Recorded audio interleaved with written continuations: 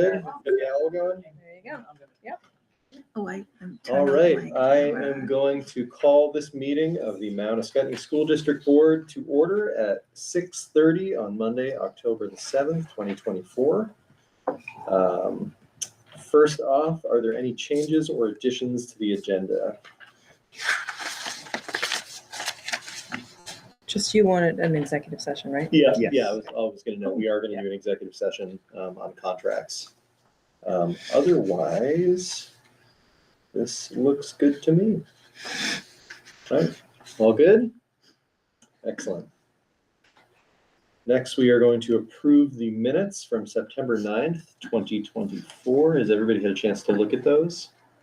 Yes. All right. While reading them, I came up with the idea that it might be useful to put the URL into the minutes. So when it's posted on the website, it's really easy for people to then go into the meeting video to watch it, because I like how succinct the minutes are, but there isn't a lot of detail.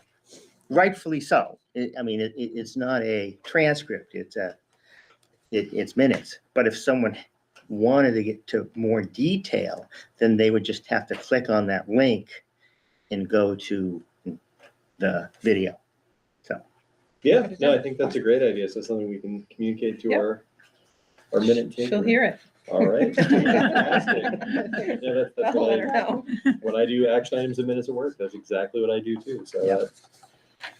that is a good observation. I will accept a motion to approve the minutes from September 9th, 2024. So moved. Second. All right. Any discussion on that?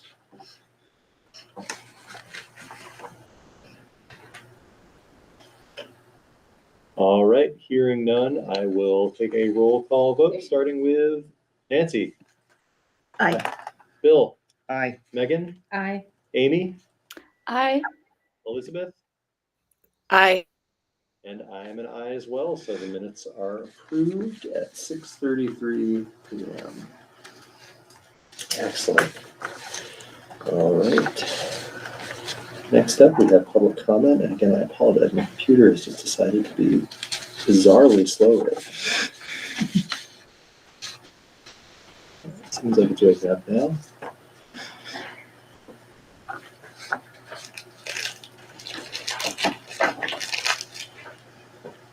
It's like an update or something.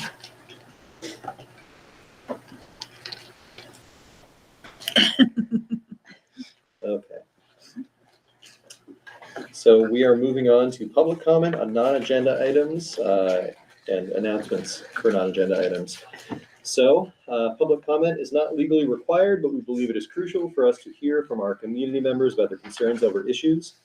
Through these meetings, our board models for our students how to conduct public discourse, and that the board and members of our community can approach controversial issues in a civil and constructive manner and can demonstrate mutual respect. Having said that, please note that the board is here to listen. The public comment period is not designed for discussion. Please start by identifying yourself and what town you reside in, and please limit your remarks to 3 minutes or less. All right. Any public comment or announcements? Well, the only public comment I have is I want to make sure that our students here understand that where students are involved, we don't care if you limit it to 3 minutes. We always welcome student involvement in input. So. Oh. Is this part of, are we It's going part to of do the this part of the? but it's the very first part of the administrative report, so whenever you're ready. Well, if there are no public comments, then we can move on to item 5, which is the administrative report. And now you have the floor for as many minutes as you need. Should I stand? Yes. Okay. To share. Oh, I This was. isn't in the. Okay. Yeah, come on, right up front. Okay. You guys should come up here. Can you sit on this? Sure can. Okay. Yeah. Okay. You can even sit up there if you want. It's much more comfortable. Yeah. Okay. So, my name is Roxy, and I'm going to be speaking first. I'm from Windsor, and I've been going to Windsor since kindergarten. And today, me and my friends are here to talk about why we want to keep Farm and Wilderness going. In just the 2 days we spent at Farm and Wilderness, we were able to make memories that would last a lifetime. Our favorite parts of the trip were the hours of freedom we got throughout the day, where we could play games with our friends and enjoy the beautiful nature of Timberlake. One of the most memorable parts of the trip was the bonfire we had on Friday night, where we enjoyed eating s'mores, telling ghost stories, playing manhunt, and enjoying time talking with our friends. While at Farm and Wilderness, we were gifted with freedom and free time that we were never able to get at school. One of the great things about Farm and Wilderness was that a lot of us hung out with classmates that we usually don't get to see or hang out with at school. At Farm and Wilderness, we loved, at Farm and Wilderness, we loved going to the farm and seeing all of the animals that they had there, and helping pick crops, muck the stalls, and prune the raspberry bushes. Another great part of the trip was when we got to go swimming and canoeing in the lake. Although we did lots of things outside, there were also many memories made inside the kitchen when we were helping our chef, Miss Daly, prepare the meals for the middle school. Throughout the day, we had group activities where we hung out with unlikely friends and got to learn new things like survival skills, farm work, and about the lake around Farm and Wilderness. Going to Farm and Wilderness was a great way to start the year and get to know the people in the middle school. Farm and Wilderness was a memorable and enjoyable experience that we will remember for the rest of our lives. Stopping Farm and Wilderness would mean that no other students would get to be able to have this amazing experience, and that's not fair. Tonight we are here to voice the opinion of the middle schoolers, and that opinion is that the Farm and Wilderness field trip should live on. My name is Lucy Moore, and we just moved here this summer from Virginia. The Farm and Wilderness trip was really fun. We were exposed to a lot of fun things we normally wouldn't do, introduced to people we normally wouldn't hang out with, and taught things about responsibility. I just moved here this summer, and I didn't know anyone. Farm and Wilderness helped me get closer to my new friends and made school a lot more fun afterwards. One of my favorite things about the trip was when we went swimming down at the lake. We enjoyed about an hour of fresh, cold water, which felt good since it was so hot that day. We were also able to go canoeing, and we would take turns paddling as we went. I remember when it was my turn to paddle, the only thing I did was splash the other people on my boat. The first time we jumped in the lake was really fun because it felt really cold and we were just pushing each other in. We had tons of fun swimming, and we would race each other from one dock to another.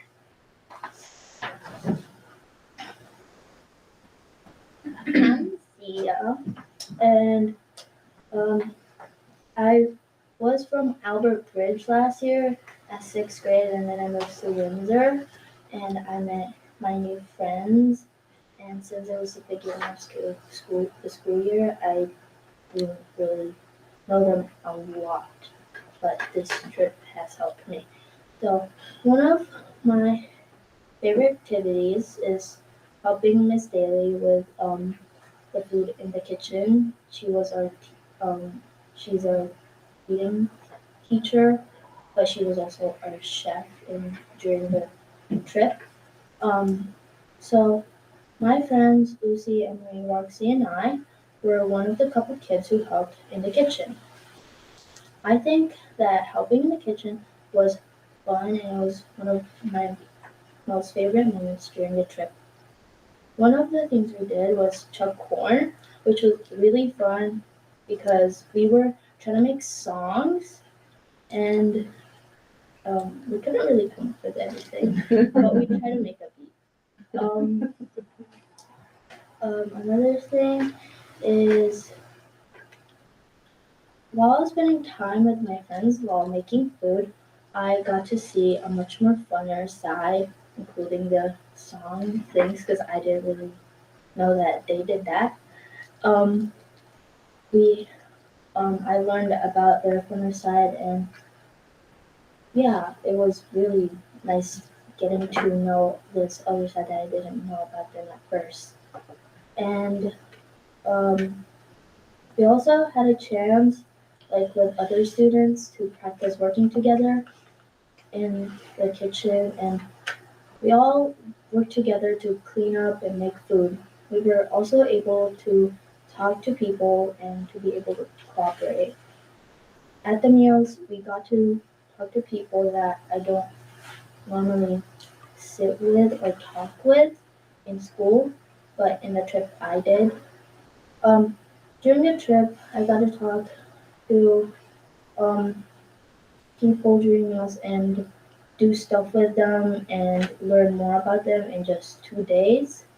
And as a person that struggles talking to people because I am really, really shy, it was that trip was a great time and a great opportunity to try and talk to other people.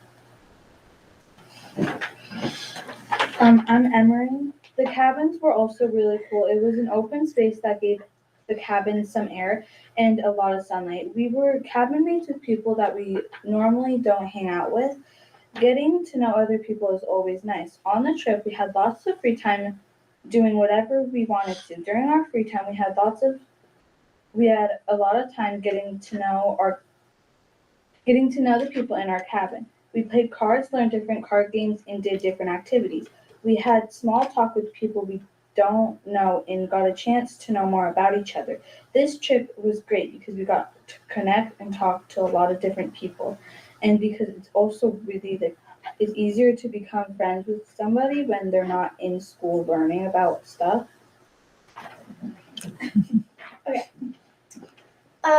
For me at Farm and Wilderness, I made some of my best memories on Friday night when we had the campfire. We started the night by making s'mores, and some people took the time and they just roasted their marshmallows and they were nice and golden brown.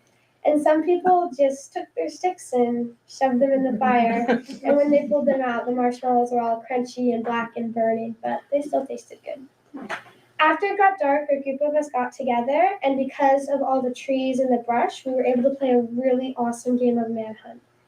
Later that night, we started to get tired, and so we just kind of enjoyed sitting around the campfire.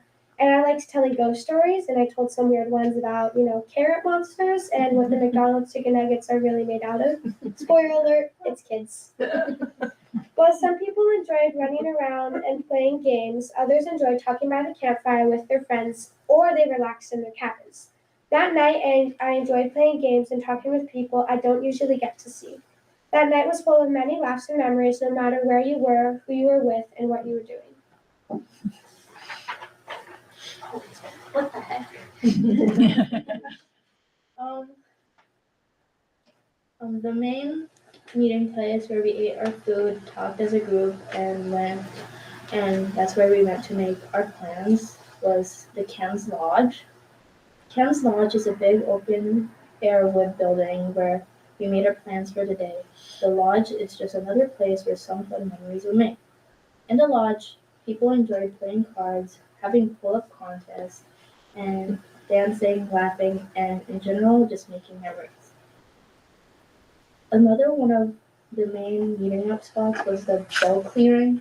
The bell was a big round metal piece of a locomotive that rings throughout Timberlake when hit. The bell was one of the coolest parts of the camp. It was big that you can lay on it, and when it rang, it no matter where you were in camp. What's cool about the bell is that depending on how many times you rung, you know where you needed to be and when. Sadly, this year I was not one of the lucky ones who got to ring the bell, but I am crossing my fingers for the next year. I really wanted to do that. I didn't get a chance to talk to Mr. Chris Lord to ring the bell, but I want to. Farming Wilderness is full of so many cool and interesting things, and I hope that I will get to see them again next year. Another one of the activities that I personally enjoyed the best was going to the farm. It was really nice to see all the different animals and helping with the chores. My favorite part of the time we went to the farm was when we all had a chance to pet the animal. There were so many cool and interesting animals that we got to see and learn new things about that I would never have known if we hadn't gone on this trip. One of the animals we saw was one of the softest and most adorable bunnies that I've ever seen. And when they took one out and let us pet it, I was really excited. While we were on the farm, we also had the chance to work on stuff that most people might never have done before, like pruning raspberry bushes, picking vegetables, and shoveling a mix of hay and manure. I've never done anything like pruning or shoveling manure. It was completely new to me, and while I was helping, I realized that living on a farm is not that easy. It gives you a challenge that you will have to face. This trip has given me tons of new, beautiful memories, and going to the farm was one of the best ones. Farmer Wilderness started off our school year with a bang.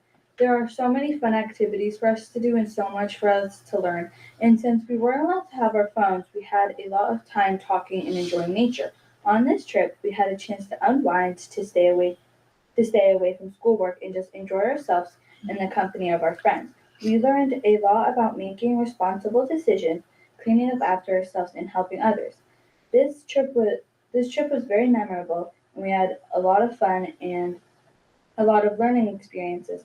Farmer Wilderness was a really great learning experience for everyone who went and will be for everyone who continues. Farmer Wilderness was so much fun, and after only 2 days of being there, I'm already excited to go again next year.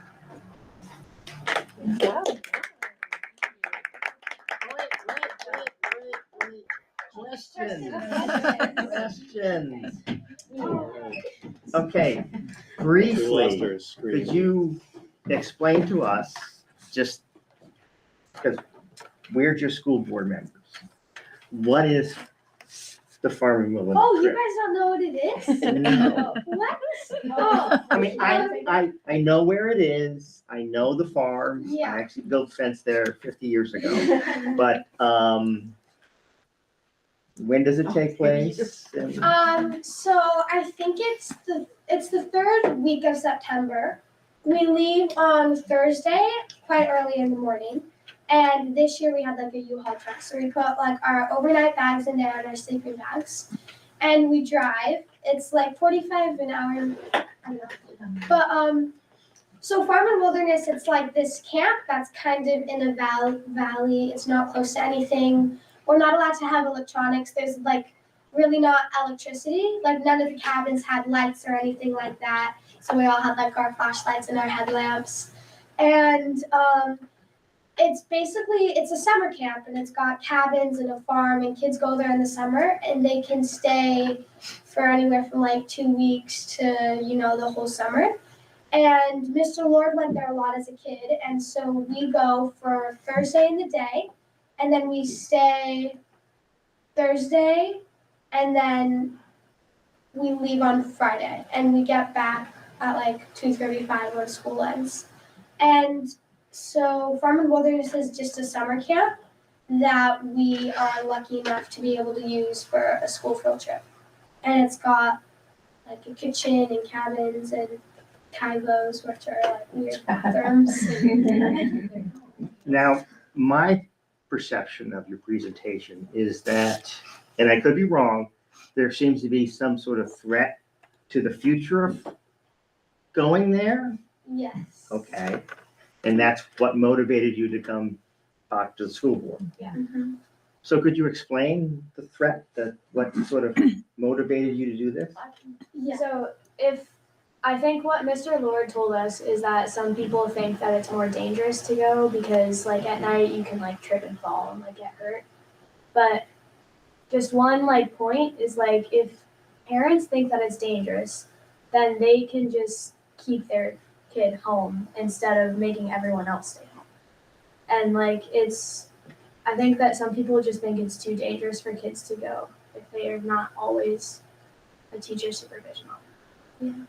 Because our teachers, they were just like, every year going to Farm and Wilderness just gets a little bit harder. And so any students that would like to come and talk to the board about why they like Farm and Wilderness should. So that's what we did. Okay.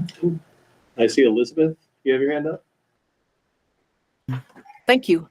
I have a couple of little questions. One is, were the kids from Albert, was this grade 6 through 8 or 7 and 8?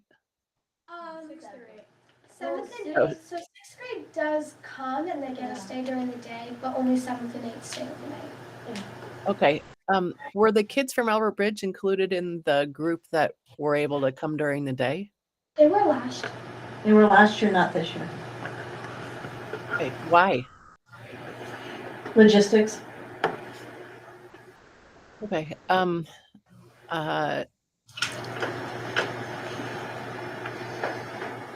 My other question is, what was for each of you, what was the biggest challenge that you were able to overcome, and what did you learn from overcoming the challenge?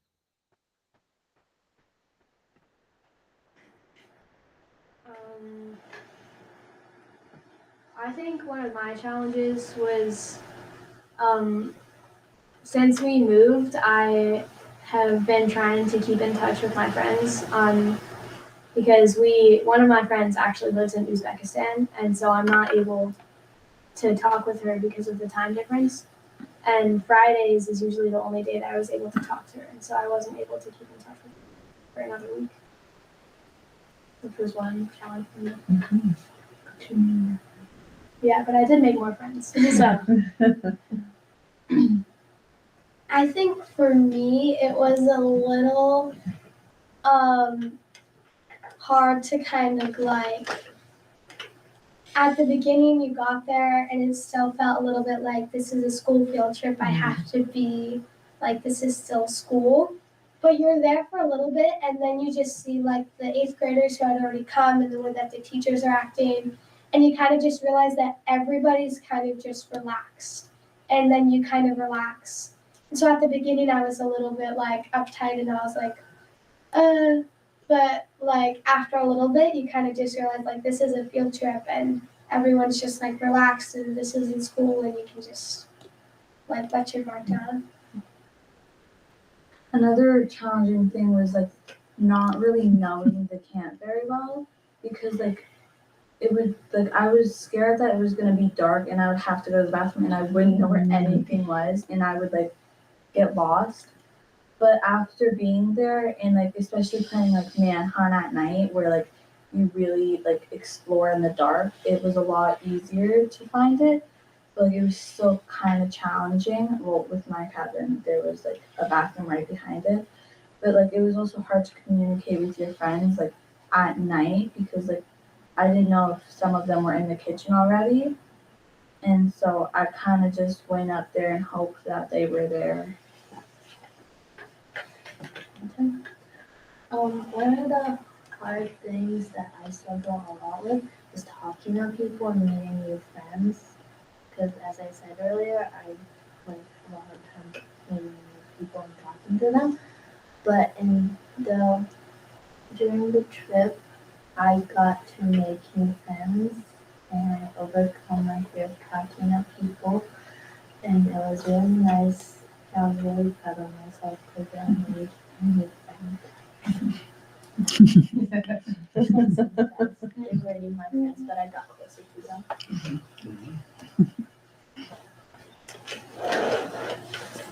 Thank you.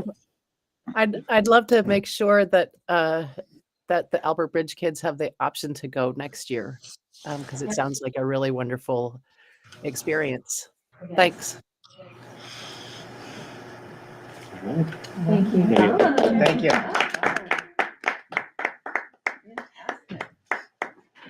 Thank you, Mike, for bringing that. My pleasure. Thanks. Shall we dismiss ourselves? You may, you want to stay or you've had enough? Would you like 2 more hours of listening to how the school runs? Thank you very much. Thank you. Good night. Good to see you. Have a great night. Thank you. Sure. There's the next, there's one more student presentation. It's a video. I think this is the second year in a row that we've heard about Farm and Wilderness Camp. If I'm, Yes. Yeah. So Yeah. clearly it's a hit. It's a beautiful thing. Yeah. Pretty amazing trip. So just click on that, click right in the picture and it should. In the picture. Yeah. Use the force. This one? That one. Who's the first? Thank you. I need to request access. You do? Uh-oh. Yep. You want me to just share? Stop sharing. Yeah. Just stop.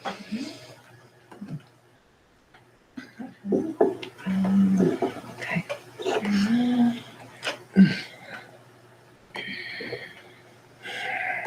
It's a short video.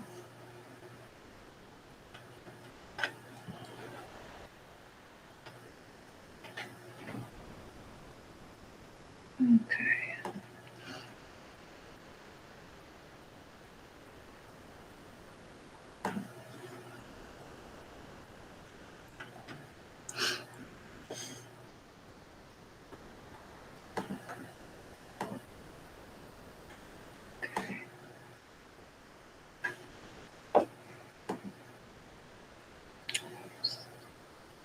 Forget, you gotta go to a different tab. Hold on a second. It's okay, take your time.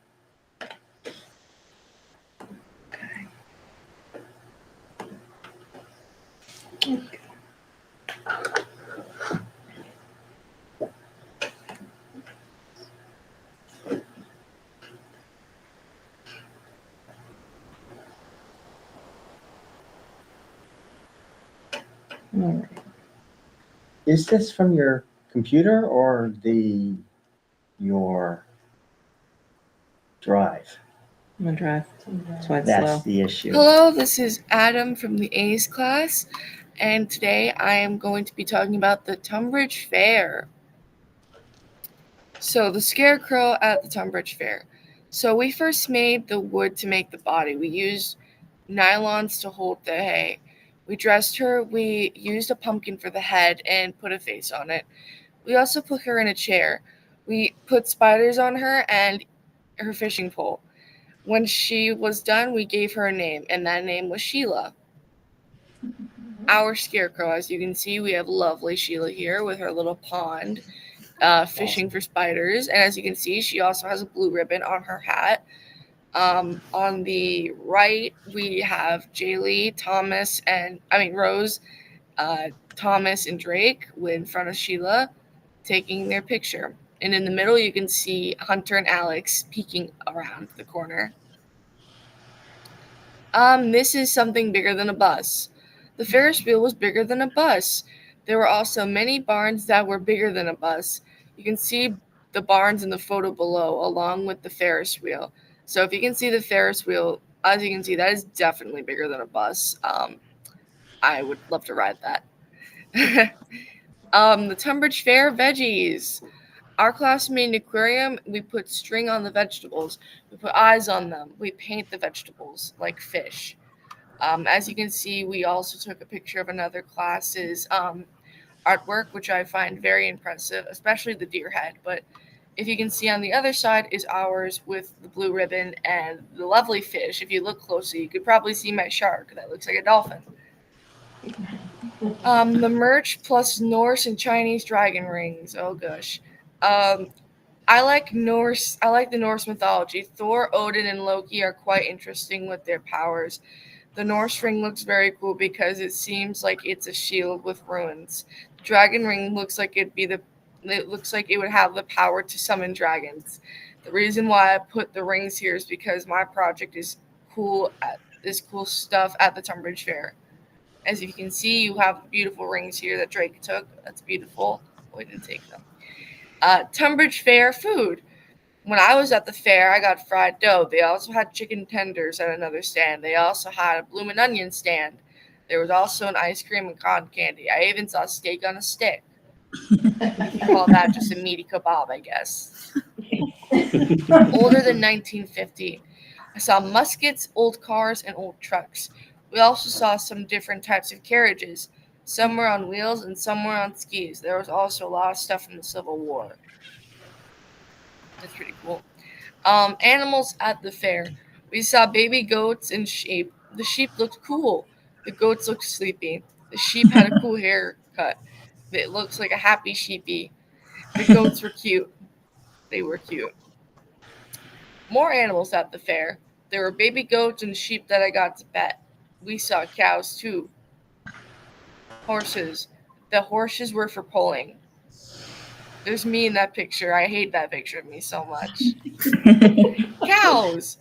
I saw cows with horns. Some of them have little spots, and some have big spots on. Some of them are very moody. We pet the cows. Their weak spots are right under their chin.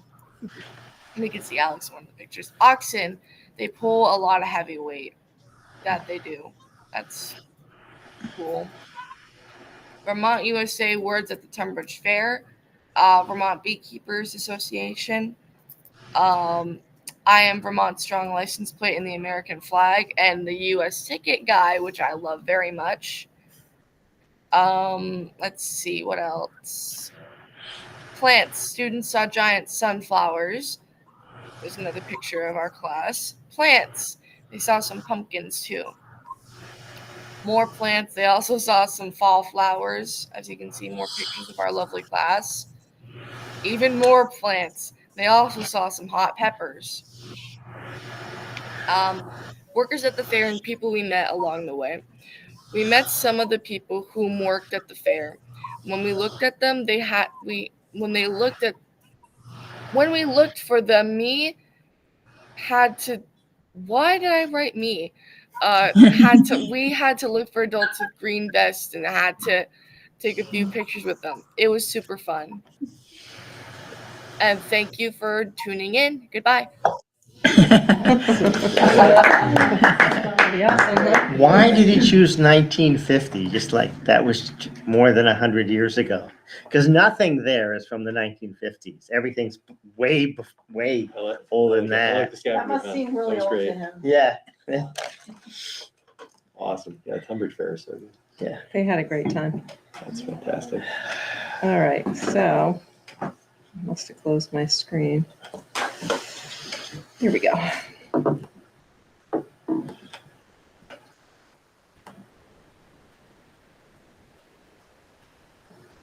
Tracy, I think you I'll do it first. are up.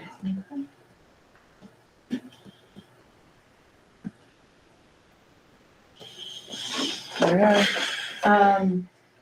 It's funny when I think about the things that we've been up to, I can't leave off the fact that we're teaching hard, right? That the teachers are hard at work. So I said, along with the full implementation of our curriculum and programs, our school days have been really filled this month. Some of the logistical things we do and have to do. School photos, some came in today and you would have thought it was Christmas at school. And I did have our first fire drill and the bus evacuation drills with the XTA for that. We've completed STAR assessments and other benchmark assessments that the interventionists are using for screening students. We've been over to the ski hill here for boot fittings, getting ready for winter enrichment. Our Thursday leadership assemblies are in full swing. I don't know, Davis, if you made it the last one or can't remember, but every other Thursday, a couple times a month. And the nice thing is they've been taken over by the Student Lighthouse team. So they're really working on presenting, and that's hard, right? There's a few hundred people sitting there, a couple hundred people there. And so the coordinators are working hard with the student team. We also spent some of Mountain Day reorganizing the library and trying to figure out how to use those spaces in different ways. And then last Friday was Mountain Day. We had 4 different mountains, Mount Peg, Mount Tom, Mount Cardigan, and Bald Mountain, which I've never been to that one. Nothing but great reports. I'm glad we didn't lose anybody. I heard that was a monster, right? So I guess that was an update. And then we are looking for next week is open house and our kind of second community dinner. I guess the back to school barbecue might have been the first, but that is what we're getting ready for next week. So what are some of the other benchmark assessments? Dibbles, they're using the Dibbles assessment. I don't know if there's a benchmark in CKLA. There is, but I think at the beginning there is optional because it kind of Right. we get the information from STAR that we need. Yeah. So, and it's a very long assessment. So Sometimes we use PLA. Yeah. All right, Kate is up. Can you hear She is- me? Yes. I am trying to keep my slides this year focused on what I presented as our goals for the high school during the budget season, which was experiences, community, and improving math success. So around experiences, this is just what we have planned for the first semester. A lot of these are through flexible pathways, but they're open for all students to join. And the last one is a junior class trip to see the Great Gatsby, because that's what they're reading right now. Our kind of community building events were homecoming, pep rally, bonfire, and we had 3 victories on homecoming weekend, which was a nice surprise. And it was a lot of fun. And we were able to rearrange a little bit of swarm responsibilities, and happy that Tammy will begin intervention with students in grades 7 through 9 who are almost meeting the mark. She'll work with the high school students during swarm, and she'll work with the 7th and 8th grade students during their advisory time. Awesome. Thanks, Kate. And they, I'll just add, we reported last year how we were going to tackle the math scores, and Bridget Burial has been working, started this summer, working with new math teachers, middle school and high school through 10th grade, I think, Kate, is that right? And Yes. Bridget just shared the preliminary STAR math scores, and they are improving, which is excellent. We'll bring you that Awesome. data next You're month. stealing next month's thunder. Just giving them a little preview. I'll stop there. It's very exciting. Still rumble in the distance. Always good news. Yeah. All right, so Albert Bridge School, we've, as Tracy mentioned, we've got to do some things. So we've done our Alice lessons in the classroom. Those of you who don't know about those, essentially we've, as a system, been able to better understand through lots of approaches, how we do our options-based drills, which used to be called lockdowns, have shifted significantly to become much more developmentally appropriate and trauma-informed. So we're working on those in our fire drills. We are completing the Fall Star assessment. We've got a couple of stragglers. We also did our boot fitting, same day. You guys should just do this together. I know, right? Our student lighthouse team is taking lead on certain things. They're meeting twice a week with us and developing places to take leadership. They're going to take lead on our Mountain Day, which is this Friday, where we're all going to be at the mountain for the first half of the day. Our exploratory time is a time when all of our specialists are actually together and give students choice between options of things that they can explore. So some of the options might be, you can see some sewing machines over there. There's some rugby pictures here. We've got some kids who are working on photography. We've got some other kids who are working on this time when our band meets, our ensemble meets. So just lots of options for kids. We do a 3 through 6 component, then we do a K through 2 component, and we work at it for an hour and a half. So it gives teachers their prep time that day, as well as a 45-minute time for collaborative planning with other teachers that they may want. And so far that's a success. Our goal is to blend that ultimately to become much more integrated, and some of it already is, with the curricula that is in the CKL and the math, science, and social studies stuff, so that children are learning in an interdisciplinary approach, so that by the end of the year, we're pulling in a lot of what they've learned through the year so they can hold on to that in a way that's meaningful. We were able to participate in the Kick Line dance program up at is up in Burlington, which was fantastic. You can see the picture up in the upper corner. Is that right? Right corner. And 3 through 6 went there, and boy, I'll tell you, in our culture, boys don't typically dance. Boys dance. It's amazing. It's really impressive. And I think, as Tracy mentioned, our teachers are constantly trying to engage in systematic approaches to teaching knowledge and information and skills, one-to-one. And this is a kindergarten teacher. Imagine she's got a whole class of 9 other kids out there, and they're all thoroughly engaged too, working together. She doesn't have to work with all of them all at once. So this is really about kids teaching others and that process of engagement. We are coming to the conclusion of our community unit, in which we toured around our community. Recently, the 6th and 5th graders went and distributed thank you cards to like the town hall, the butcher pantry, the Grange, for people who have just opened up their buildings, the fire department. And we're going to shift into the harvest learning.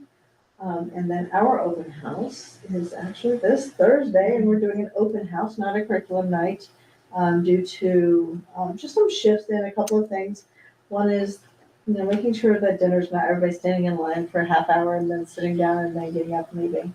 The other is because we want to make sure that we're supporting teachers being able to kind of navigate what's important for them. They want to show student learning. So we're going to do more of an open house and take a tour, a museum walk of the school. So we're going to give that a try this year. And on the next page, just some pictures of engagement and belonging. Again, in that bottom left corner, they look at me.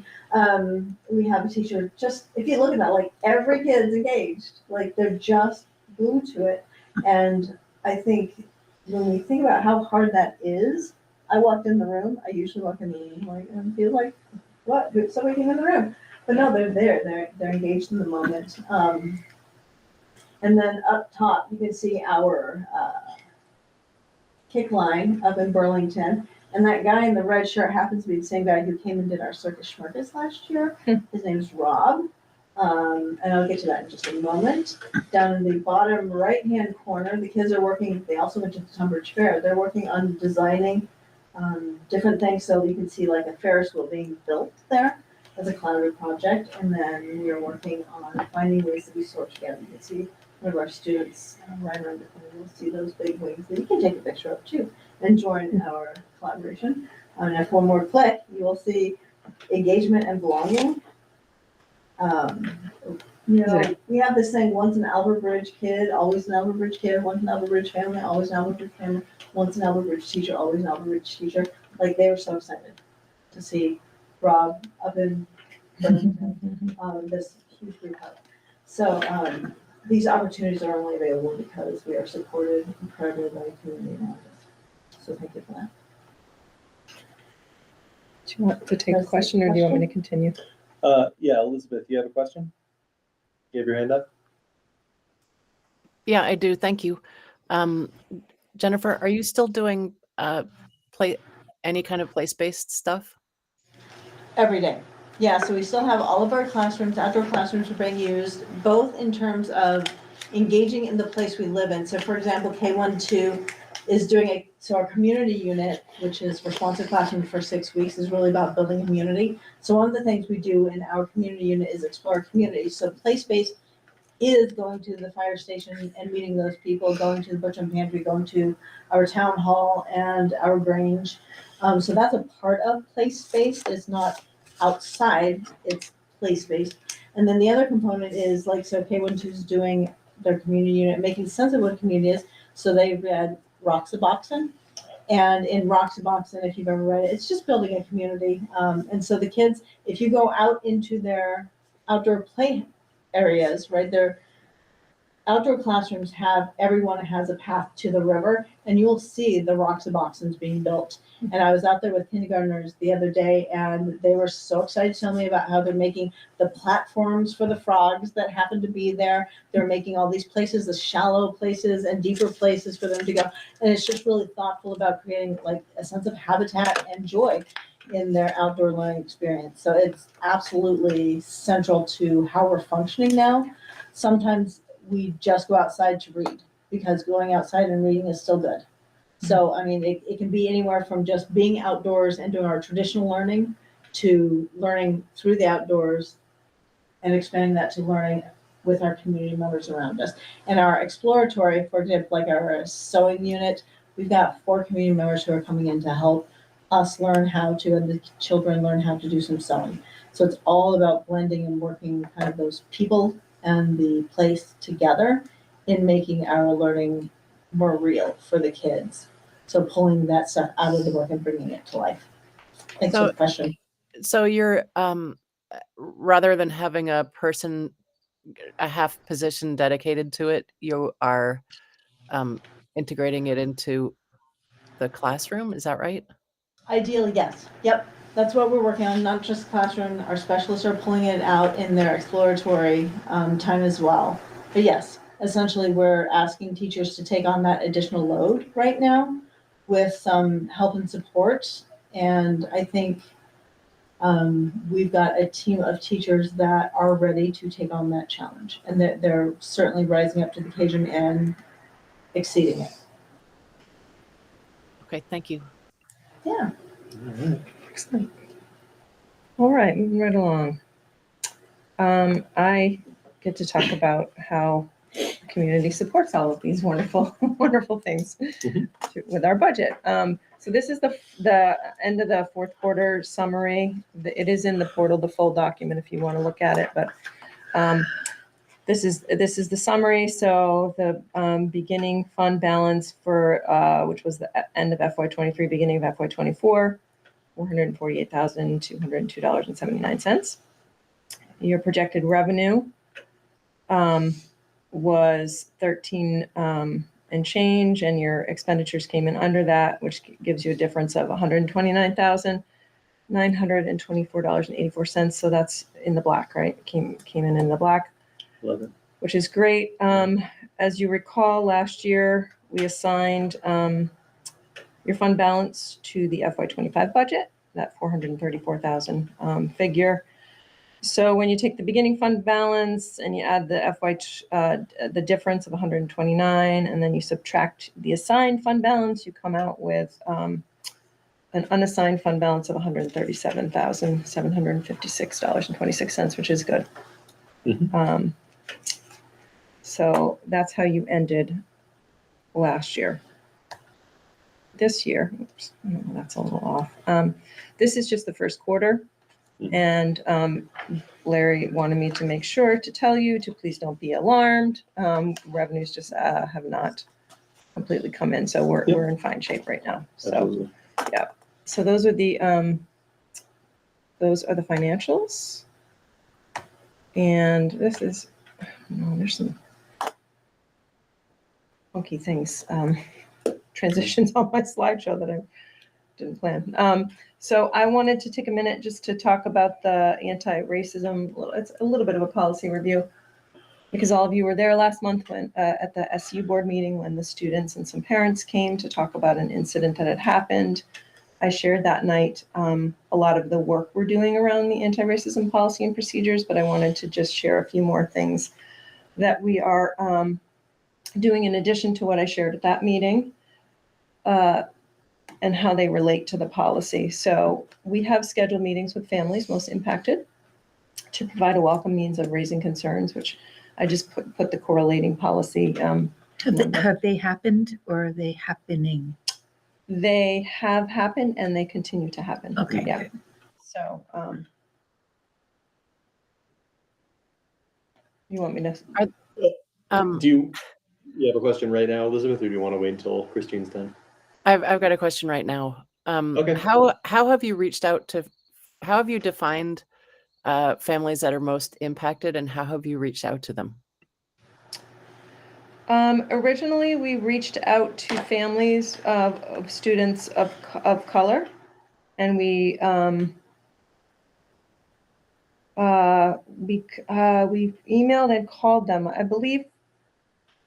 I'm trying to remember back, Elizabeth. I think Kate might have called them to invite them to a meeting. And then I emailed. Is Kate still here? I don't know. Yeah, I'm still here. So Yeah. what happened was, like everything else in Windsor, that spreads like wildfire. So then we have a lot of people before even the end of the day when we can go through the steps that we do, which is to name it, to send something out to communities. So before we could even get to that, we had some families reach out to us. And then we also had some kids that were talking about it that were impacted by it, and we checked in with them. And that's kind of how the ball started rolling. And then Christine sent out a formal invite and invited everyone. I called. I'm remembering. I called the families by phone. Just had to get my head back there. So that's how that happened. Elizabeth, does that answer your question? Was there any outreach to family and students? My assumption was directly impacted. My assumption was that it could be wrongfully, because you clarified it as families of students of color.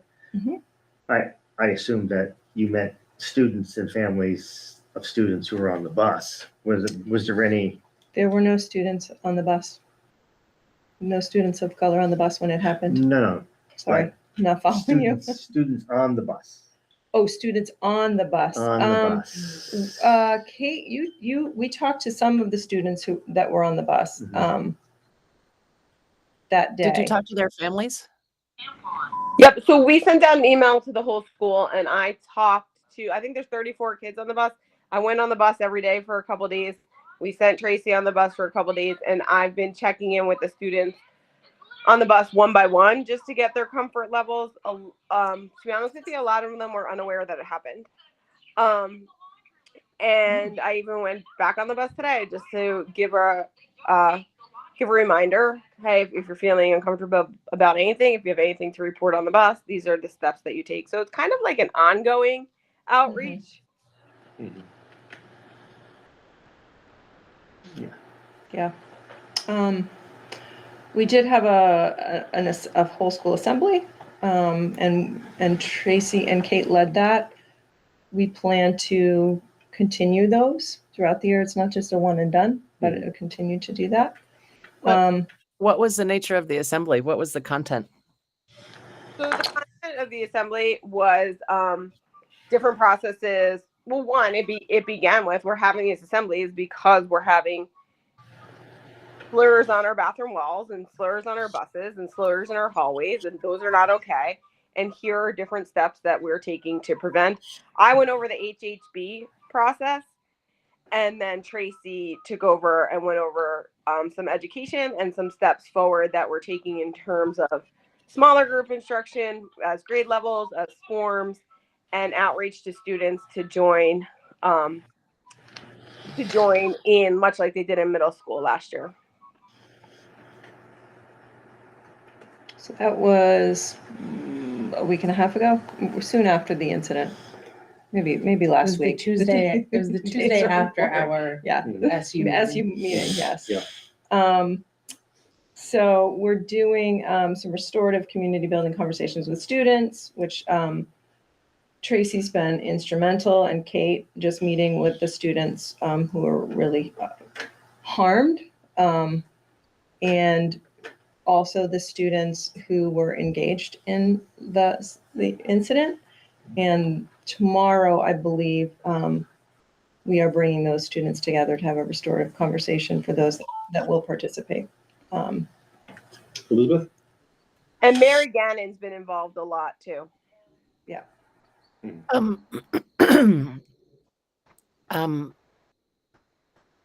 When you say students who have been harmed, does that include non-BIPOC students who were harmed? Not for this conversation tomorrow. Will it include students who are not BIPOC at some point? Because I think that this kind of event really harms students all across the board. And I think it's a mistake to not address all of the students in that way.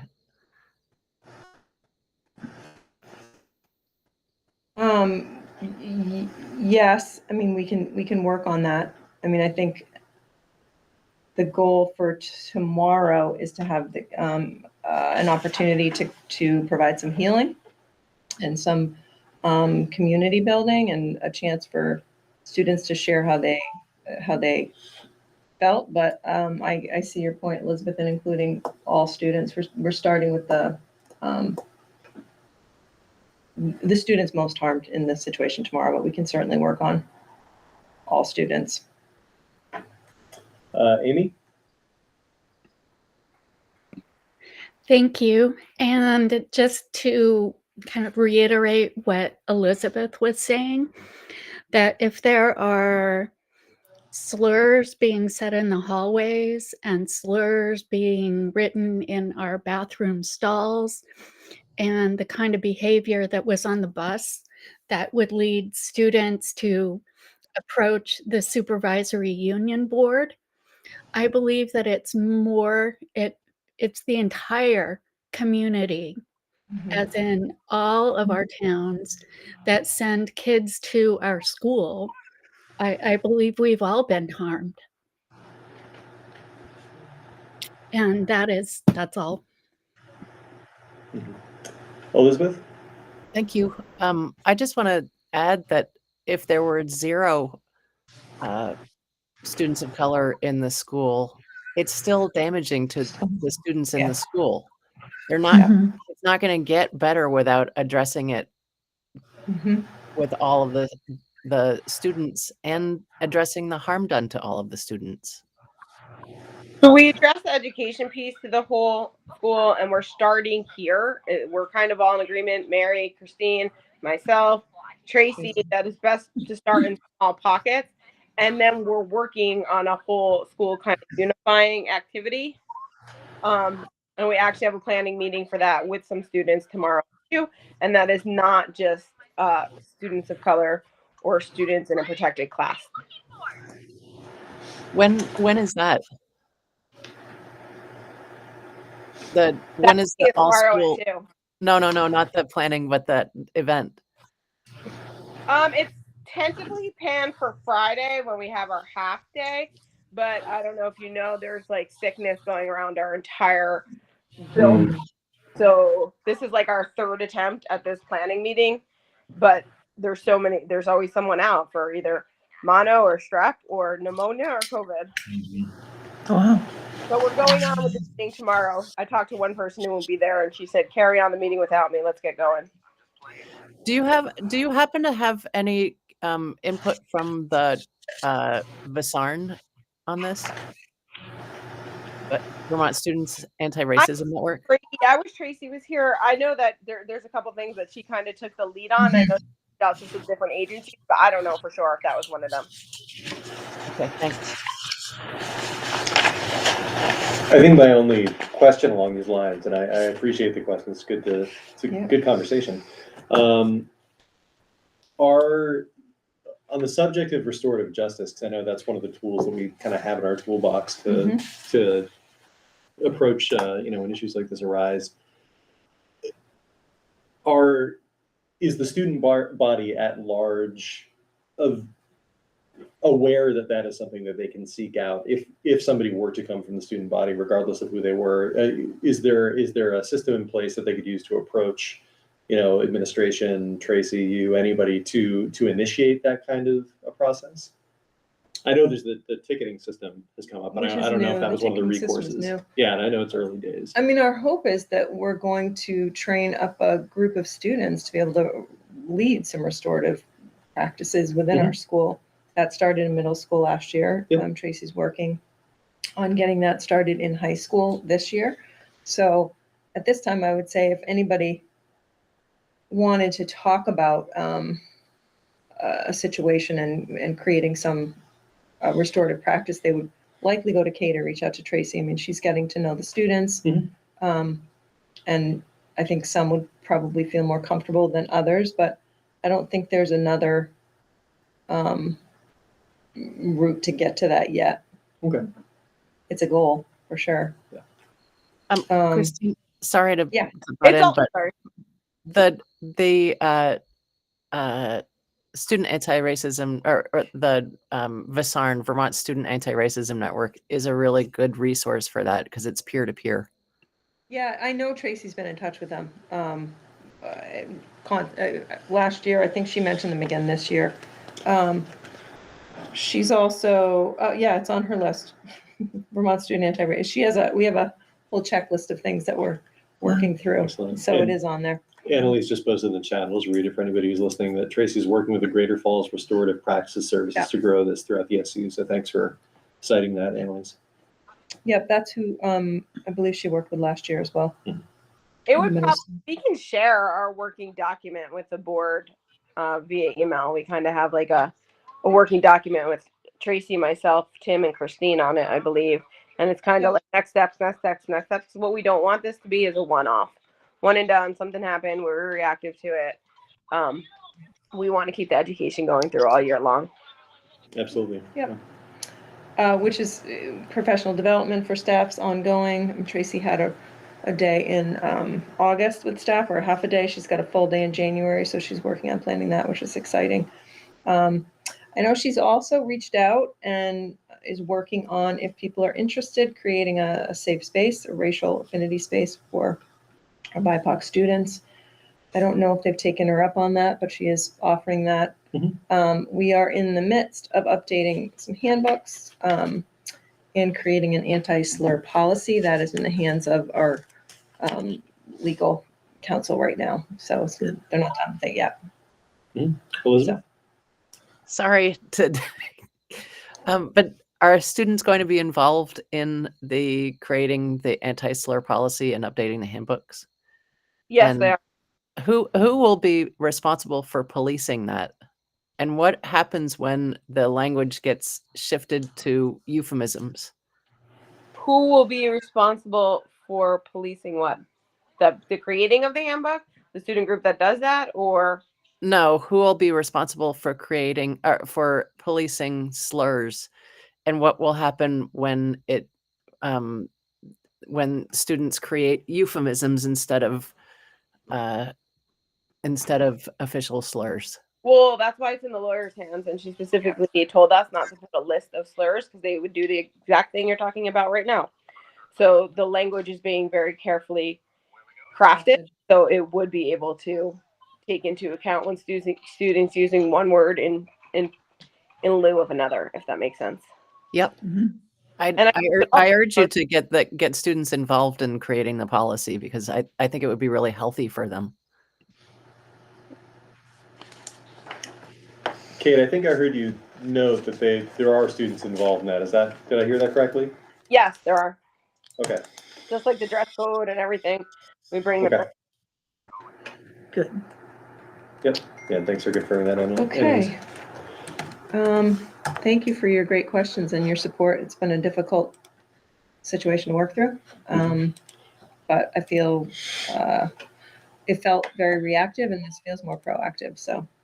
And just Elizabeth, before I call on you again, I just want to note in the slide that you have up right now, the numbers cited there, that is parts of the policy that have been engaged, correct? Yep. Okay. Or my interpretation of it anyway. Okay. Yeah. So that I just wanted to make sure, that's demonstrating that the policy that we've looked at this level, reviewed and approved at the SU level, is being engaged as part of the response to incidents that have happened. All right, Elizabeth. I just, no more questions. I just want to say that I'm really glad that we have Tracy. This is exactly why we need Tracy. And I hope that that she's able to really show what she can do, because she's really, I think, really excellent at her job. Yeah. Thanks. She's been instrumental, and it is reassuring to have her help us walk through it. So. Agreed. And I'll just reiterate. I mean, I also appreciate it. It's been a really rough few weeks, responding to this. It's not what you want to have happen in the rollout of the school year, where things, I think, especially this one, there was a lot of kind of just like positivity, being fully staffed and people coming back and being really what feels like the first really full post-COVID, knock on wood, year out. But I have been appreciative of how responsive the administration and you've been, Christine, just being aware of all of the work and the breadth and depth of work that's being done. Tracy's a big part of it, but I think, having this policy, having an administration and a staff and a faculty and really a student body and a culture that is being built and fostered in the school, that when things like this happen, which can be harmful and result necessarily in really uncomfortable conversations and kind of reckonings around this stuff, I feel confident that we're moving decisively in a direction where learning is being facilitated kind of in a global sense in the school community. So I really appreciate that. And as I've said every time I've talked this, anything that we at our governance level or just as community members and neighbors can do to help keep us Thank you. keep us in the loop. Kate? I just wanted to give some unasked for feedback that I run into every time. So we all talk about restorative justice and we talk about with their schools, but when you've been harmed or your child's been harmed, that's the last thing people want right in the beginning. They get there, but in those first 48 hours, that they want justice and they don't care about the restorative piece. And the language in the I don't know if it's in the policy or in the protocols, it says zero tolerance, right? But we haven't defined zero tolerance. So when I talked this through with Tracy, she's like, we don't tolerate it. We correct it, we educate it, we name it. But to parents whose child has been harmed, zero tolerance means I'm going to push them right forward to the school board to be expelled. So language around that would be real helpful. Yeah. Yeah, I think that I know that we're doing an annual review of this policy and related policies is something that's being taken up by the SU board. So I think that that's really good feedback for that space as we look at it and maybe think about fine tuning the language. So thank you for that, Kate. Okay. Oh, we're going to get to that later. So my last slide is just to remind you, if you're interested, there is the VSBA conference coming up at the end of the month. And if you can make any part of it, just let Lori know and she can get you registered. And then when we get to the 5-year plan, I'll pull up that other slide. Excellent. Okay.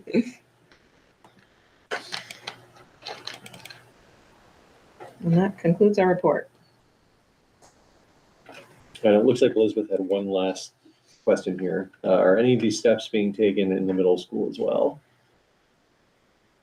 And which steps exactly are you referring to, Elizabeth? I was referring to any of the stuff on the penultimate slide.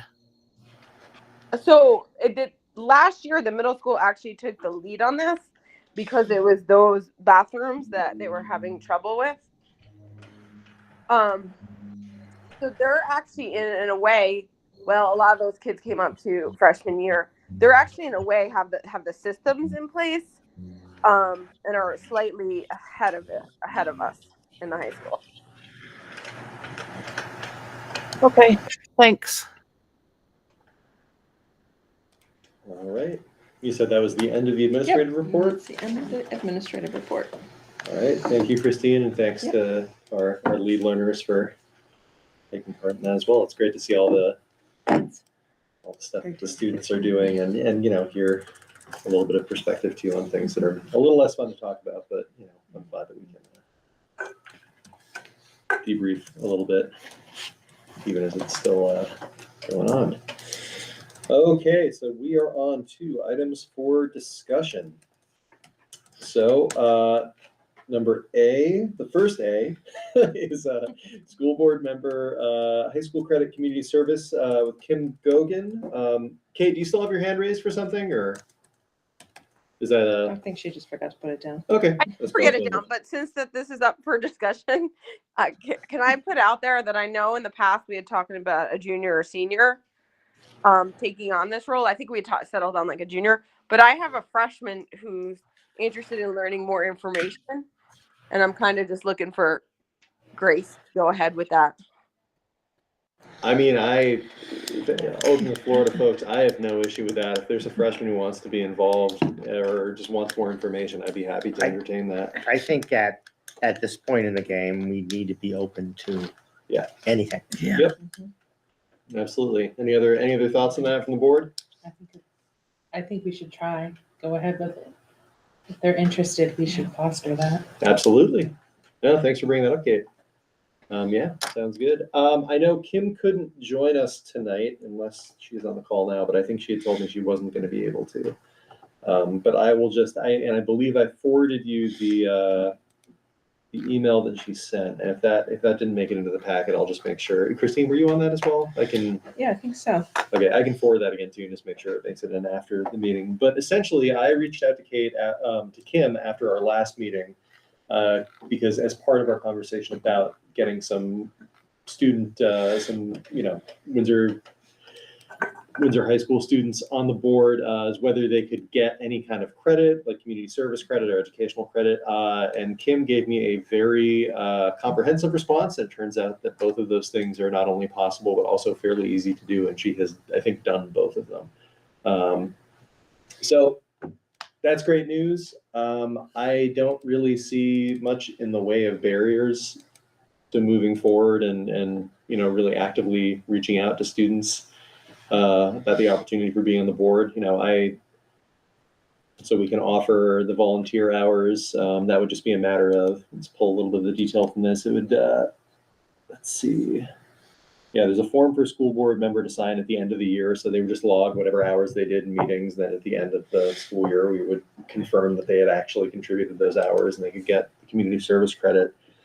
And then the other option is the extended learning opportunity, which gets kind of rolled into a larger educational experience and ELO plan. And actually, there was one that Kim sent me from a few years ago. I want to say it was maybe 2019.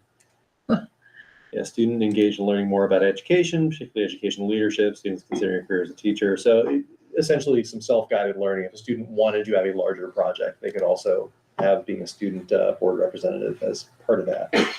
So yeah, I don't believe we need to take any action on that per se. I'm pretty happy to work with our principals, with Kate. I can work with you on maybe getting together. I think we had talked last time about getting together and just I could talk directly to some students about that opportunity. Do we still want to do that? Yeah, let me know when you're available. I'll make it happen. Cool. That Yeah, 10:30 to 11:30 spot is the best time for accessing the most kids. 10:30 to 11:30. Awesome. I'm sure I can find some days where that works. I'll shoot you an email and we'll set that up. And you want that email in the board packet? Yeah, if we can just get Kim's email in the packet for this meeting, because she gave a very concise and comprehensive answer to this. So if anybody wants to get the full rundown, that's good. Yep. So Kate, I'll connect with you after this, and I'll find some days that I can come in and chat with students about the opportunity. The only other piece, and I guess Elizabeth, you might be able to speak to this because we have had a board mentor for our student members in the past, and I think we just want to make sure that's something that we continue doing. I don't know if you want to speak to how you structured that.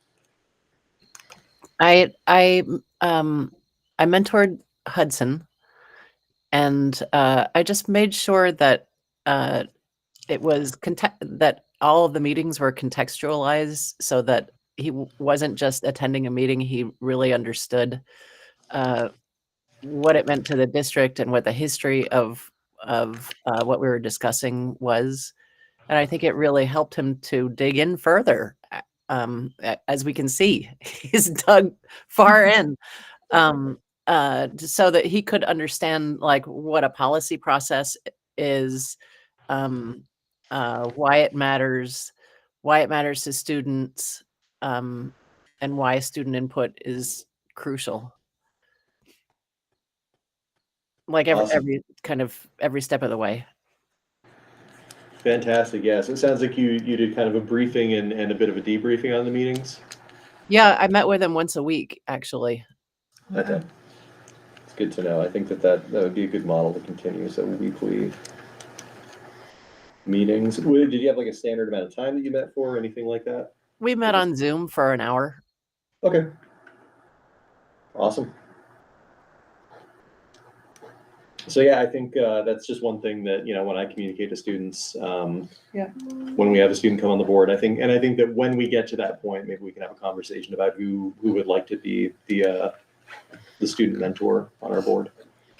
Nancy? I also think that if we do get a student on the board, we should rework the agenda so that there's a definite student time and let them go.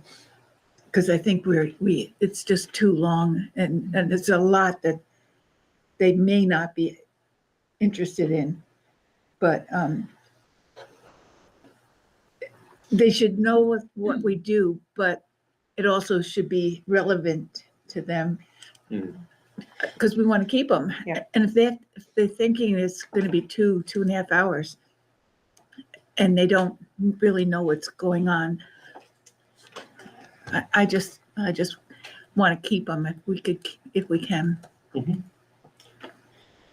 I think Hudson was a very special person, and that most students can't do what he did, Mhm. or don't want to do.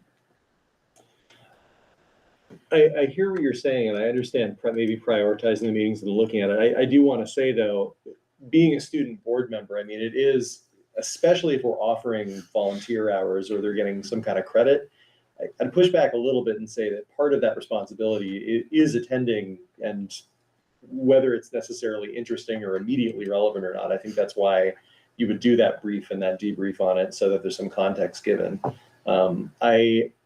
Given that we record all of these and we have minutes, I think I would be amenable to having some flexibility. I mean, because I know the students are incredibly busy, and sports and homework and all sorts of other parts of being a high school student come up. But I mean, at least I would hope that students, if they're ready to be a board member, are at least digesting the content of the meeting at some time, whether it's in real time or whether they're reviewing the meetings after and maybe doing like a written summary or something. I want to make sure that we're.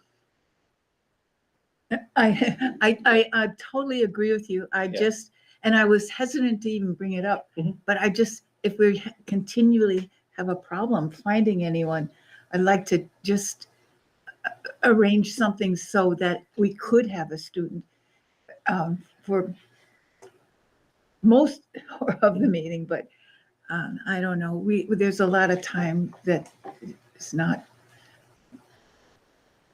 relevant. I don't know.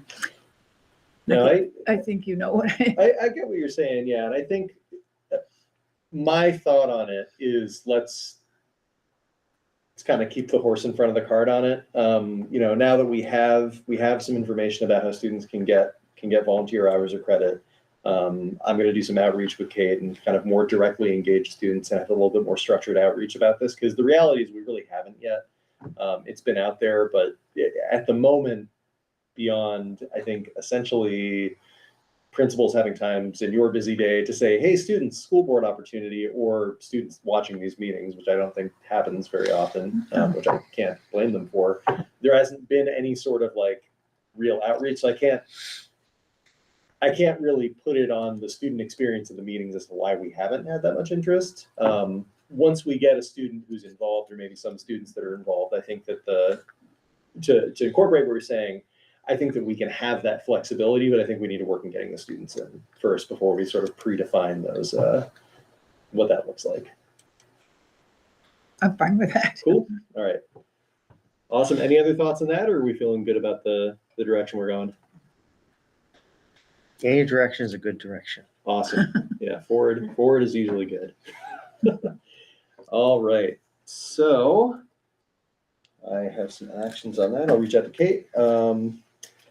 Next, we have school clerk update. And Elizabeth, I think you had the relevant information on that, and it's good news, if I recall. It is good news. Amy Yates has wholeheartedly agreed to be the clerk, and she was going to reach out to Larry. Excellent. I don't know whether she already has or not, but she's all 2 thumbs up, way up. Good. Excellent. So I think we just need to take a vote officially and say that we are electing her to be our district clerk, correct? Yep. Or approving her, I think is the right language. Okay. So I will take a motion to approve Amy Yates to be our district clerk for the 2024-2025 school year. This is Amy. So moved. Second. All right, any discussion? She'll be great. Thank you.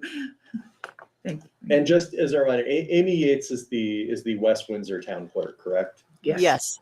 So yeah, this is somebody who is enthusiastic to do it, and also is falling within the guidelines that the state is giving us, that ideally we would be having a town clerk serve this dual role. Good. Yep. Okay. Excellent. Just wanted to clarify that and make sure I was understanding it correctly myself. Okay. If there is no further discussion, then I will take a roll call vote. I'll start with the folks who are online. Elizabeth. Aye. Amy. Aye. Megan. Aye. Phil. Aye. Nancy. Aye. And I am an aye as well. So, hey, we have a school clerk, Amy Yates. Fantastic, and thanks for doing the outreach on that too, Elizabeth. I know it took a while, but we made it there.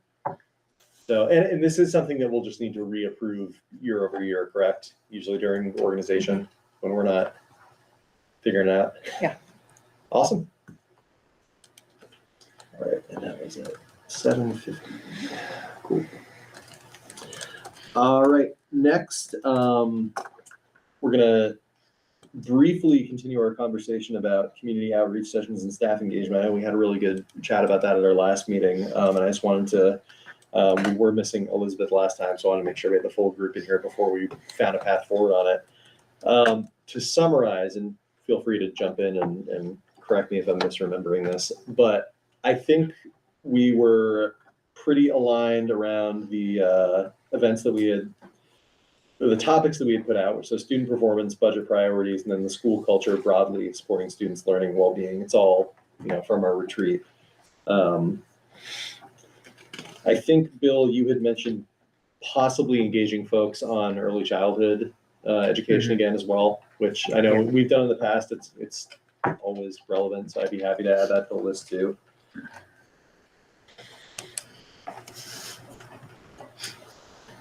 So we had a conversation at the last meeting, I think looking at how we were conceptualizing engagement, and what we wanted these events to look like, if we were really talking about events at all, or finding ways for the board to be present in proximity to other things where we could maybe set up space where we could engage with community in some different ways. Just having had a couple of years of setting up events, not having that much direct engagement, or even necessarily sort of after the fact, views, what have you.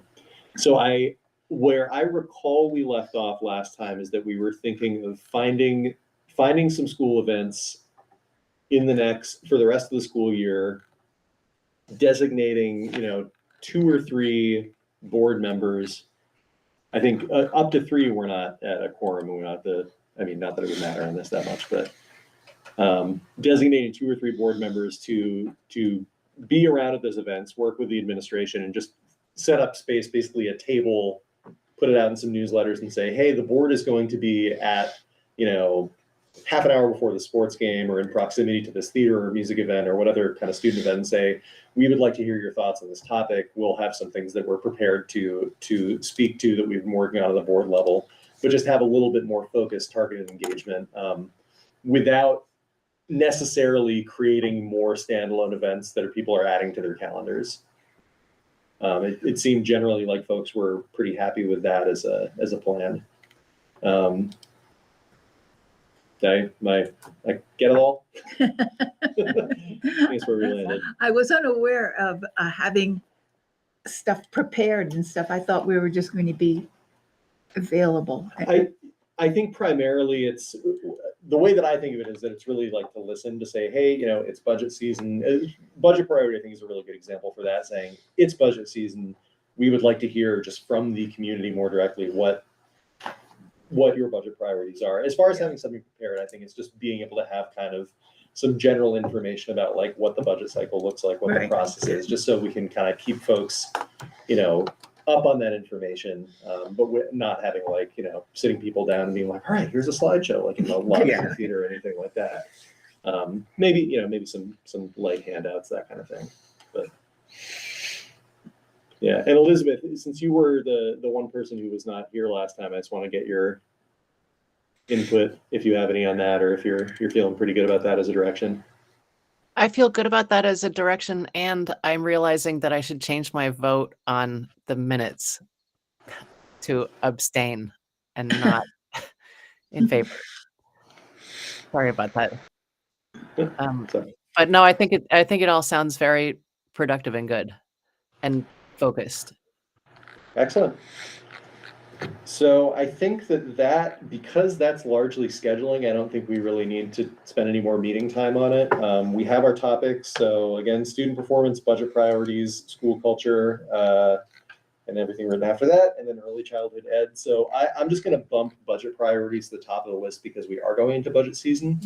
I will work with folks online just to figure out who's available when, to set up that, some opportunities for folks to be at events and chat about budget with people, and we can develop again some simple handouts. I think I can probably work with Christine and Larry just to get some crib notes that we can show people. Well, Larry's gonna have a whole budget book for you soon. Can't wait. Genuinely can't wait. All right. Pretty amazing. All right. So, schedule outreach opportunities. Fantastic. Yeah. All right. Thanks all. Well, that was relatively quick there. From there, it's a good segue. So item C is our budget committee update. One? Oh, yeah. Jen, have you had any? For people, I've had people who are interested but not committed. And Tracy has one that's interested and not committed fully, correct? Just waiting for more details. Is it a community member or a staff? Community. Good. I have people asking what day, because that makes a big difference for a lot of people. I don't know if that was some of the things people were getting at with you, but like what day of the week is it? Because my understanding from the last meeting and talking to Larry is that there isn't. First, we're going to find the people, and then scheduling is going to be made based on availability. So there's no set day or specific time. It's just going to be who we have, and then I think Larry is going to work with folks to make, and the administrators to make sure that everybody can make it. The SU budget committee is currently meeting on Friday mornings, and it's actually a really great time slot. Yeah, 8:30 to 9:30. Which budget committee is this? SU. SU? Oh, Yep. okay. Got to get through that first before we start the locals. Oh, yeah. Getting there. So we have some interest. I think, I know Larry's working really hard on the SU budget stuff, as Elizabeth can attest to. He's doing a phenomenal job. I think once that gets finalized, his plan is to bring a draft budget to the October SU meeting. Excellent. Give a good month for individual boards to grapple, look it over, and hopefully approve it at the November meeting. Sure. And then he can really dig into the local budgets. So he'll start digging into November, and then probably we can start talking about, preliminary budget stuff in November. Yeah. But, yeah, if I recall, it was I think it was like mid-November to mid-December, and like one, maybe two meetings. I mean, it's a pretty small in-person time commitment for whoever is. And it sounds like we have one Windsor community member and one West Windsor community member who are interested. I've got a couple too that have been expressing interest for our community members, and I've got a couple of staff. Okay. Cool. No. Nice. All right. I'm glad there's some interest there. That's great. All right. Anything else on budget committee or? Okay, fantastic. Moderator, I think this is where Christine has some good news I for reached us. out to Kate, still sent from last year, and she has agreed to do it again. So she was pretty awesome, and we paid her a stipend, I think $100, and we should do that again. But she's offered to do it. I just need to give her dates and times. Great. And did we approve that in a kind of continuing fashion the last time we did? I think that we just set that as the thing. Yeah. So we don't need to reapprove that. And do we need to vote on Kate as our moderator for this year? That's another one that I think got delayed. I think we should. Yep. Okay, fantastic. Well, I will take a motion to approve Kate Stilson to be our Manasquite School District moderator at town meeting day. Amy, so moved. Second. There we go. I thought Amy was clarifying that it was Amy Stelter. Amy. All right, any further discussion? All right, hearing none, I will take a roll call vote, starting with Nancy. Aye. Bill. Aye. Megan. Aye. Amy. Aye. Elizabeth. Aye. And I am an aye as well, so Kate Stilson is our moderator for this next year. And I'm so glad that she wants to do it again. She is fantastic at it. She's very good. All right, and that's at 8 p.m. Excellent. All right, and last but certainly not least, we have our ABS 5-year facilities plan that we're going to see some. Yep, I'm gonna pull it up. I sent it out in an email today. Larry and Jim were updating it or going over it with me on Friday. Okay. Let me get my notes. Okay, so the top section of the spreadsheet is preventative maintenance.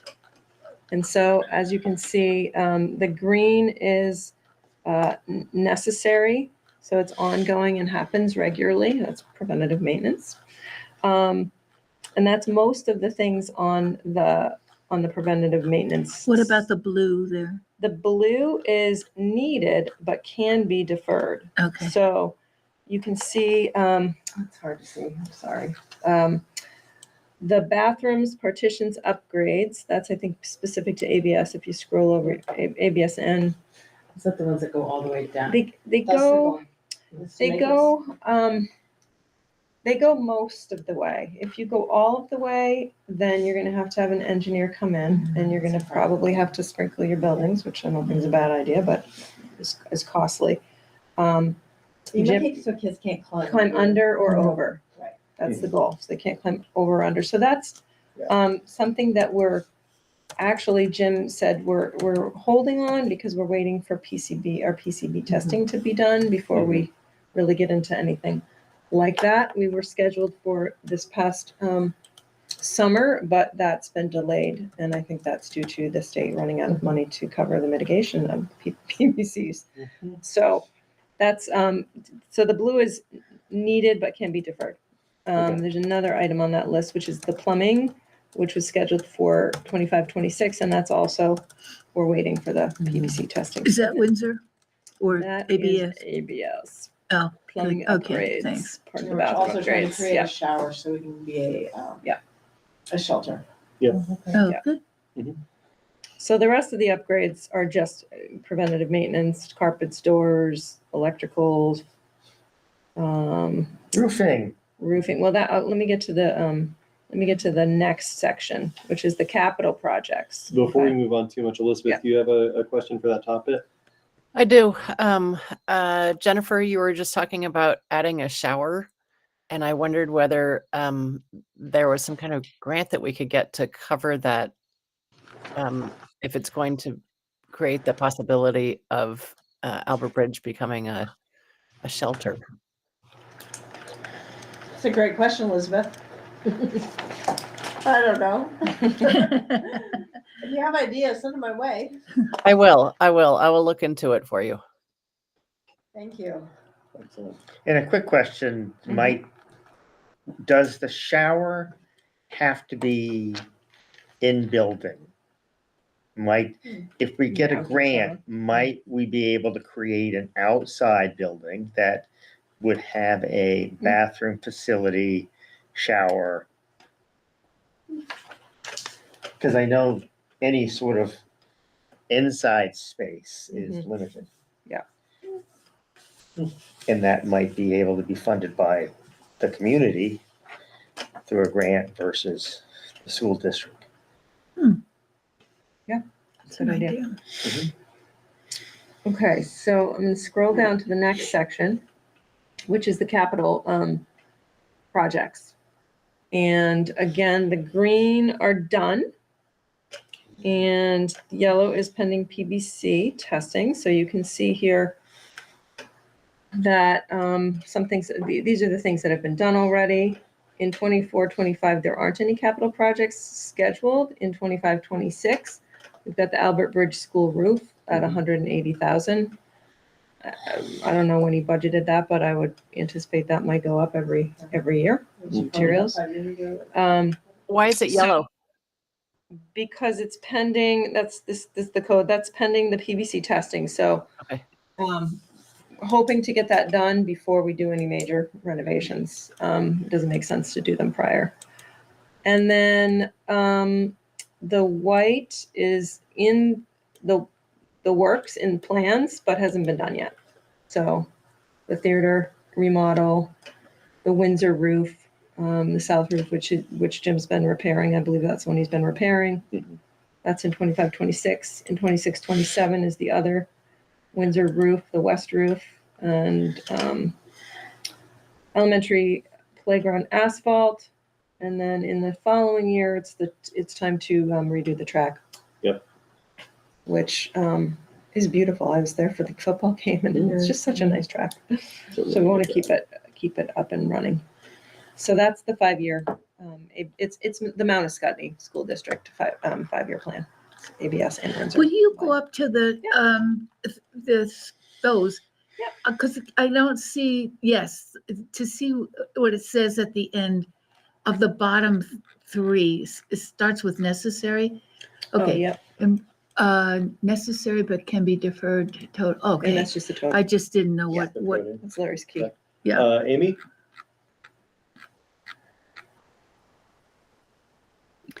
Thank you.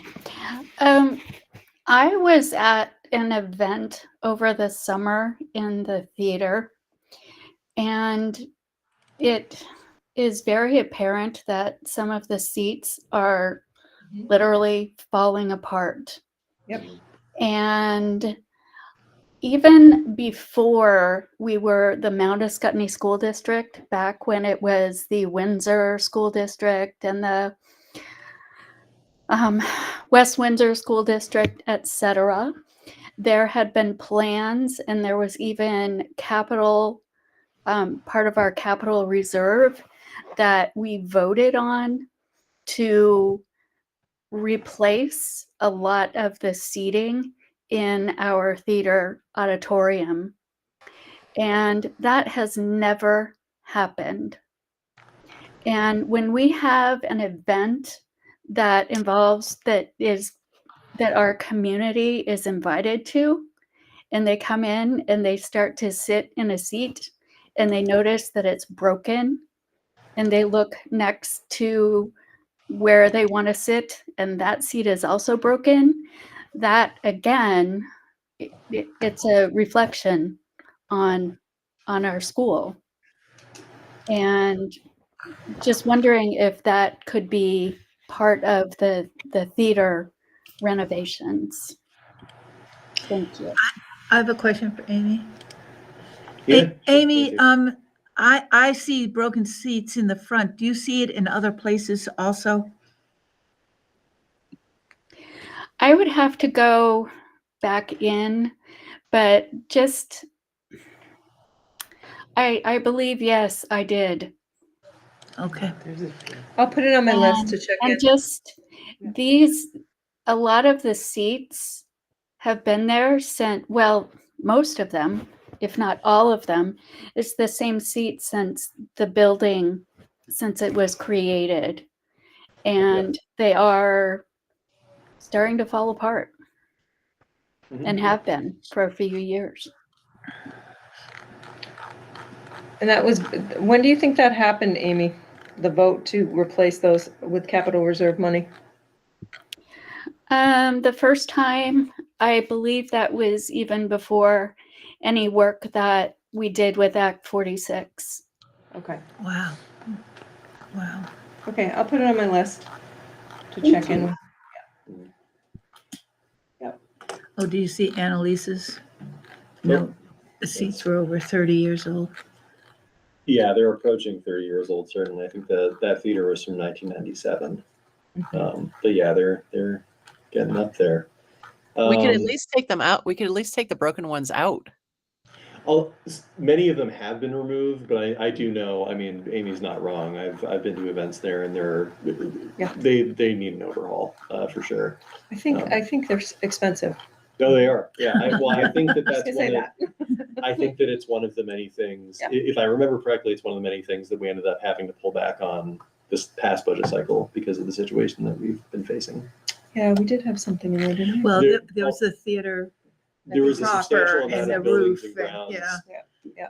just kind of writ large, that we pulled back on because Yeah. I mean, it's not ideal, but we could kick it out. But I mean, Amy's not wrong. I mean, it's not a good look. It's not particularly safe, and it reduces the capacity, the comfortable capacity of that room. So it's, I mean, it does need to be a priority. Elizabeth, and I know I apologize. I think I ask this every meeting that Buildings and Grounds comes up, but any news or anything on the possibility of state funding for buildings and grounds projects? Not currently. Currently, Okay. all of the money has been used up, and people are really mad about the school. I can't remember which one, the elementary school that had to open in trailers because the money was all used up. But we'll see. Yep. I mean, hey, hope springs eternal. If that materializes, then a lot of this becomes a lot more manageable. Possible. Yeah. But we'll keep at it. And then, I'm sorry, Annalise had a comment here. You could open up, the front area, you could open up and make it an orchestra bit for the And you time could use being. some of those good Chairs seats to and replace the ones. They're actually different chairs in the front. Oh. It's that front area is one kind of chair, and then there's a different model that goes up the back. Oh. I remember when they were brand new because I was at school there back then, and that was part of the design. It's slanted, right? Isn't it? And it's at a slant, so it'd be really hard. You would have to build it down stepwise to be able to just bring in folding chairs, and that probably, I would imagine there are insurance reasons not to do that. I'm not an insurance expert, but my common sense tells me it might not be a good idea. But I don't know, maybe an orchestra. All right. Any other questions, comments on the ABS and Windsor So that should Manasquetti School District 5-year facilities plan? Oh. Oh, I forgot to mention, that was cross-checked with the Act 72 findings. When they did all the facilities reviews, the state came in, so Jim and Larry did cross-check what their findings were with ours, so that's, Great. Elizabeth?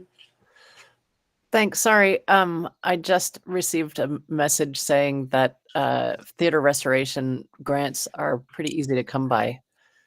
So maybe that would be something that could be looked into. Yeah.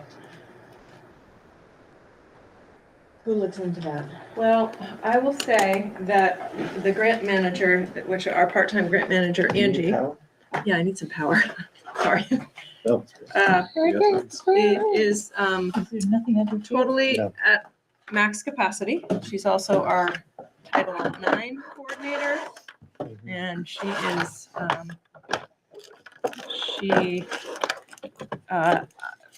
I will just say she doesn't have a lot of capacity to go after grants currently. So I think if they're out there, Jennifer, maybe we can look. I don't know. Maybe, We can have like Larry's as the finance business facilities or something I like mean, that? he wouldn't. He probably wouldn't apply for the grant. He would help manage the grant financial part of it. No, it's really Angie, but writing grants is I took a class. Yeah. Found out that I didn't want to write grants, but it is it's a lot of work. And art. It's It's a very specific skill set that few people have experience at, and few people have the aptitude at. I will throw this out there because I was just at a leadership summit around interprofessional continuing education last week, and this is one of those nice transferable things from that. AI is really good at helping with grant writing. She's using that. Yep. I think when she's done managing ESSER, which will be another year, it'll open up a little bit of space for her to, she manages our title grants, our ESSER grants. There's a lot of grants. that she's managing. That doesn't mean we can't go after a grant. We'd have to look at, see what the requirements are. Yeah. The first step is to find them. Yeah. Yep. Yeah. Yeah. It sounds like Elizabeth has found some. I'd love to So- write grants, but I don't have the capacity at the moment. I'm a good grant writer, Oh my gosh. but I just don't have the ability at the moment. Well, if you send it my way, I will. We can take a peek and see what it looks like. Ah! No, I'm glad to hear that y'all are using the AI prompts for it, because that kind of blew my mind at how, rather She's than. been using it. Yeah. I mean, for that kind of form writing, it seems like it's a huge time saver if you have a large volume that need to be produced. So, yeah. Good. Thank you, Elizabeth. And thanks all for moving forward with that. All right. So that is the end of our discussion items. So we are on to 7, setting the next agenda. Okay, well, I've got the admin report we had to move the student growth report to next month because our STAR system wasn't up and running as it should have been. And It was very slow this year. yeah, it took a little bit. Plus Wendy took over Brittany, and Brittany was, there was a learning curve. So we're good now. Absolutely. I had written on here from a long time ago, ABS Windsor intra-district, and I think I put it there so that when we're looking at the budget, if there's opportunities. Yes. So I believe that's why that's there. And Larry's started to look at like enrollment numbers and things like that. So we'll keep that there. Items for discussion. You want board onboarding or you want to wait till December? That can kick out one more month. Okay. I mean, What about community engagement and outreach? Just report back? yeah, I think doing a report back, having that as a standing item, that we can just kind of do a quick, quick updates on that. And then I've got budget. I don't know how much we'll have. We'll have looked at the SU budget, so we could maybe discuss that if necessary, or. Do we want to, since intra-district seems like it's pretty connected to that, do we want to just roll that into one item? Yeah, I'll put it under items for discussion. Yep. That's all that's on here, Davis. I don't know if you have more on our work plan. That's all. I think that's our work plan. So onboarding protocols, that's my feeling on that, unless somebody feels differently. I've gotten some resources from Christine, Elizabeth. I think you sent me some stuff, but I wanted to connect with you one more time, just make sure I had everything that you might have to give me. And then I just need to compile it and get it back to you. But admittedly, we just need to have that ready to go by town meeting day, so that, if and when we end up with new members, we'll have a plan ready to roll. But I don't, going through the fall and everything that comes up, I don't think we need to overcrowd our meetings with that in the short Sorry, term. I'll get it sent to you. I apologize. I totally forgot about it. I will be honest, it has not been on the top of my pile either. But it's something that we have time for, so I think it's okay to kick that out and look at it again maybe in December. No, I think we're on track with our board goals. The last thing really was the community engagement events. It sounds like we're all aligned on that. So we'll, like I said, I'll just do some scheduling via email and figuring that out. Yeah, sounds like a good agenda. And I know things have a way of popping up too. They So sure do. keeping it tight at this point. We'll add what we gotta add if we gotta add it. Good. All right. Sounds like we have our next agenda. So with that, we are on to 8, and we do have an executive session under VSA T11, section 313, and it is covering contracts. Yes. So I will take a motion to enter into executive session. So subject moved. to Contract. Second. Bill Nancy. I've got a question.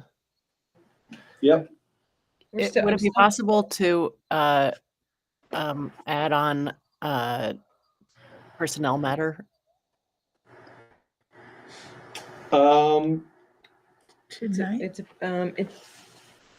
It depends on what it is under the statute. I don't know that we can go in for personnel matter. I actually have this on. Yeah. Unless it's a disciplinary or dismissal action against a public office or employee.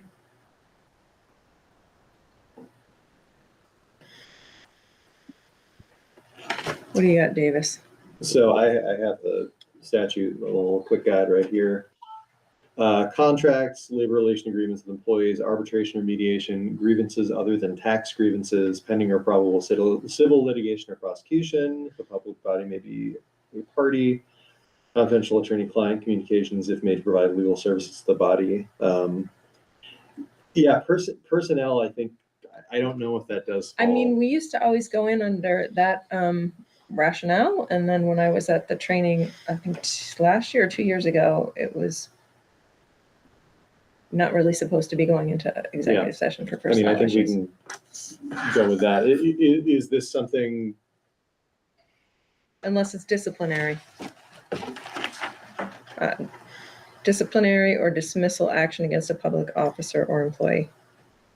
Well, I guess the question is, does disciplinary include talking about potential discipline?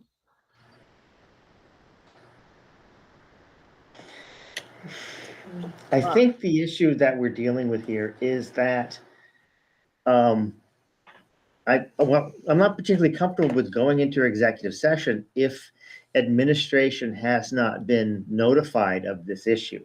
So we have to follow the staff protocol within the contract that any staff complaints goes to the staff member. If that's not dealt with, then it must then go to the immediate supervisor. And if that isn't satisfactory, then it goes to the superintendent. So has this staff complaint gone through that process? It has, but it was a year ago, and I don't know whether it was addressed. So my suggestion is for you to ask Christine prior to a school board meeting. So, okay. Yeah. And Christine, my question for you while we're in public session is, I know this isn't related to voting on going into executive session, but I want to ask it before we go into executive session. Okay. When do you conduct evaluations? Of the people that I need to evaluate? Yep. They're on a cycle. So it's a formative year and a summative year. So it's every 2 years, everybody gets evaluated. All right. Yep. And it goes throughout the year. Yeah. Okay. Why? Okay. I'll talk about that with you offline. Thanks. Excellent. All right. If there is no more discussion about the executive session prior to entering it, we are going to enter into executive session, and that is, just to be clear, 1 VSA 313A, and that is 1, which is topics, contracts is under that one. Okay. So we are entering into executive session. Let me stop the recording.